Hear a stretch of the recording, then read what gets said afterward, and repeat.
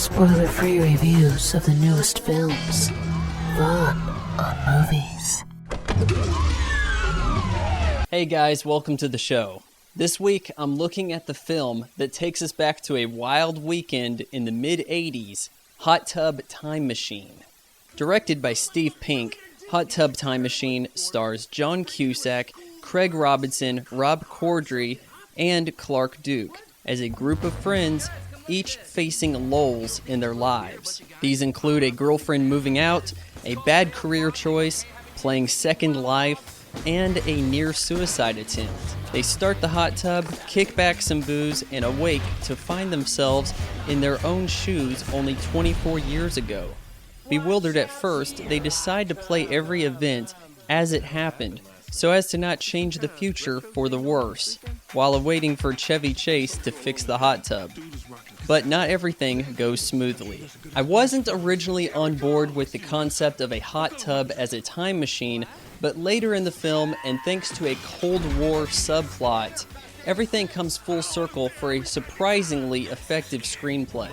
Though the four leads each have their moments, the mutual scene stealers are Robinson and Corddry. Robinson's jam session leads to a Black Eyed Peas interpretation that I feel trumps the original. Corddry as Violator is just a sick freak of a guy. You never know what he's going to say or do next.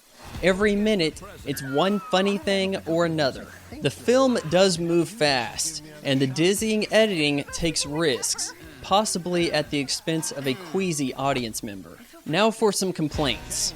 There are a few anachronisms. I'm something of an 80s connoisseur, and seeing a Rambo 3 poster on the wall in a film that takes place in 1986 does raise some suspicion. Though being true to its gross-out humor throughout the film, I did feel there were some moments that crossed the boundaries, and my PG-rated show can't begin to go there. I'm sure a lot of you are going to enjoy the candid view of Jessica Paré, but I don't really need such things in my movies. Speaking of the role of women, midway through the film, a girl throws herself at the John Cusack character for no conceivable reason whatsoever. I wish it were that easy in real life. Oh wait, I'm internationally renowned film critic Vaughn Fry. Maybe I'm too much of a sucker for 80s nostalgia, but I enjoyed the cameos, the music, the in-jokes that were keeping with the film and seldom distractingly placed. Before I give out my final score, I have to give a shout out to Angela D85 for answering this week's Pop Quiz Hotshot Trivia question. Be sure to look for those on Twitter, Sundays, midnight Central Time. It's rude, crude, crass, but also hilarious and better than The Hangover. If you're up for it, take a ride this weekend in a hot tub time machine. I give it 3.5 out of 4 stars. I'll see you guys next time.